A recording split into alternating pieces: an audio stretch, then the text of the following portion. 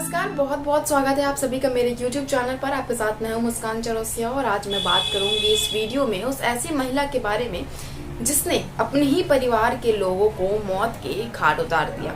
जी हाँ, आप सभी समझ गए होंगे कि मैं बात कर रही हूँ उस महिला यानी कि शबनम की, जिसे अब फांसी दी जानी है। उसकी डेट नहीं आई है पर ये कंफर्म है कि उसे फांसी दी जाएगी।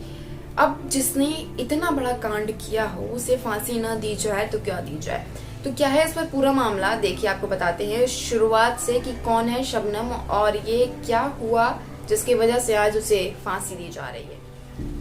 उत्तर प्रदेश के अमरोहा जिले के बावनखेड़ी गांव में 14 से 15 अप्रैल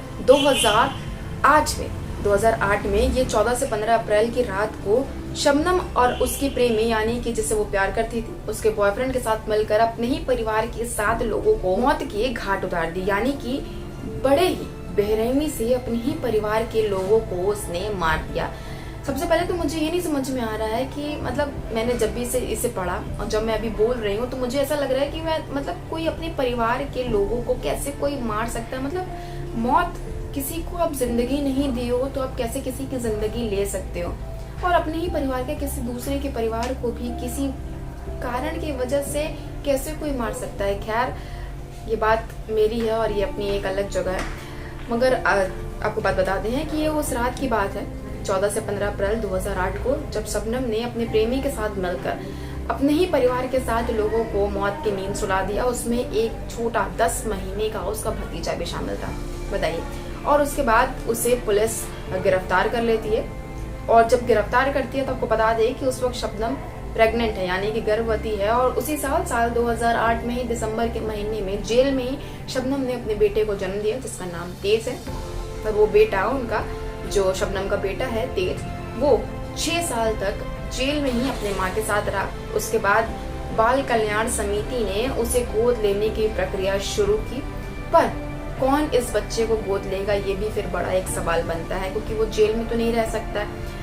अब ये सवाल बनता है कि कौन उसे लेगा गोद, क्योंकि ऐसे बच्चे को कौन गोद लेना चाहेगा जिसकी माँ ने इतने भयानक, इतने दर्दनाक तरीके से अपने परिवार को भी मौत के घाट उतार दिया।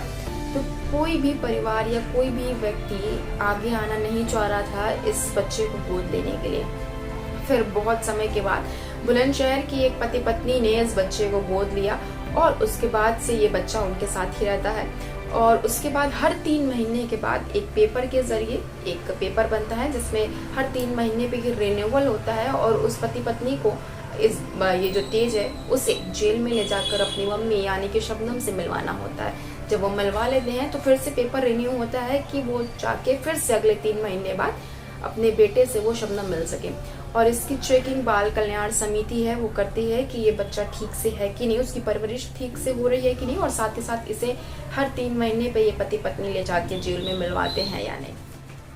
अब आपको बताते हैं कि ये जो सारी चीजें हैं वो इस वक्त सुर्खियों में क्यों आ गई हैं, क्यों इस वक्त ही ये शबनम का चीजें जो बाहर निकल के आ रही हैं। साल 2008 की बातें थी तो, पर अभी इस वक्त ये चीजें क्यों निकलना, इसलिए निकलना क्योंकि इसका शबनम जो है, उनका जो बेटा है तेज, उसने ये कहा कि अब जो वो मिलकर आया था आखिरी बार, उसने ये कहा कि अब मेरा मन बिल्कुल पढ़ाई में नहीं लग रहा है, मैं किताब नहीं उठा रहा हूँ। उनके जिन्होंने इस बच्चे को रखा, उन पति पत्नी का भी कहना है कि बिल्कुल अब पढ़ नहीं रहा, उसका मन नहीं लग रहा। उसे कहना है कि उसे अब उसकी माँ चाहिए यानी कि शबनम चाहिए। और उसने ये भी कहा है कि अब मैं अपील करूंगा राष्ट्रपति जी यानी कि रामनाथ कोविंद जी से कि प्लीज वो मेरी माँ को माफ कर दे और उन्हें जो फांसी की सजा है वो न दी जाए और इसे टाल दिया जाए। मैं अपनी माँ के साथ रहना चाहता हूँ और उन्हें इस सजा के लिए तो इस वजह से ये इस वक्त बहुत ज्यादा सुर्खियों में आ गया है। और ये भी हो गया है कि अगले माह यानी कि मार्च में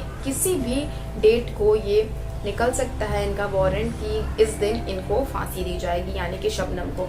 आपको बता दें कि साल 2008 में जब ये जेल गई, उसके बाद साल 2010 में अमरोहा के जो डिस्ट्रिक्ट कोर्ट है वहां पर ये कंफर्म कर दिया गया था कि शबनम को और उसके ये जो लवर है, प्रेमी है, बॉयफ्रेंड है, हस्बैंड है, जो भी हैं, उनको फांसी दी जाएगी। और उसके बाद ये बात जाती है इलाहाबाद हाई कोर्ट में 2013 में, वहां से भी ये कंफर्म हो जाता है कि शबनम को फांसी की सजा दी जाएगी। साल 2015 में सुप्रीम कोर्ट तक ये बात जाती है और वहां पर भी ये कंफर्म हो जाता है कि शबनम को फांसी की सजा दी जाएगी, पर डेट नहीं निकलता है। डेट का ये रहता है कि अभी इसे और वक्त के लिए बढ़ाया जाएगा, फिर उसके बाद डेट निकाली जाएगी, मगर ये कंफर्म हो जाता है वहां से कि इनको फांसी की सजा ही मिलेगी। उसके बाद से शबनम क्या करती हैं कि उसके बाद सबसे पहले शबनम राष्ट्रपति प्रणब मुखर्जी हैं, उनको ये अपनी दया अर्जी देती हैं कि शायद वो मान जाएं और मेरी इस फांसी की जो सजा है उसको टाल दी जाए। फिर प्रणब मुखर्जी ने भी इनकी ये जो दया अर्जी है उसे खारिज कर दिया गया। उसके पहले इन्होंने जो गवर्नर थे उत्तर प्रदेश के राम नायक, उन्हें भी एक लेटर के जरिए ये मनाने की कोशिश की थी कि ये फांसी की सजा न हो, पर उन्होंने भी मना कर दिया। उनकी तरफ से भी ये रिजेक्ट कर दिया गया, फांसी की सजा कंफर्म वहां से भी हुई। उसके बाद साल 2020 में यानी कि पिछले साल चीफ जस्टिस ऑफ इंडिया ने भी इनकी ये जो अर्जी थी उसे खारिज कर दिया और ये कह दिया कि इन्हें सजा जरूर सुनाई जाएगी, यानी कि इन्हें फांसी दी जाएगी। उसके बाद से लास्ट इस बार इन्होंने जो शबनम है, फिर से अब इन्होंने जो उत्तर प्रदेश के गवर्नर है आनंदीबेन पटेल, उनको भी ये दया अर्जी जो है अपनी देने की पूरी कोशिश की हुई है कि मेरा ये लेटर, मेरा ये जो बात है, मेरी जो चीजें हैं वो उन तक पहुंच जाए और उनको पता चल जाए कि मैं चाहती हूँ कि मुझे माफ कर दिया जाए, मुझे फांसी ना हो।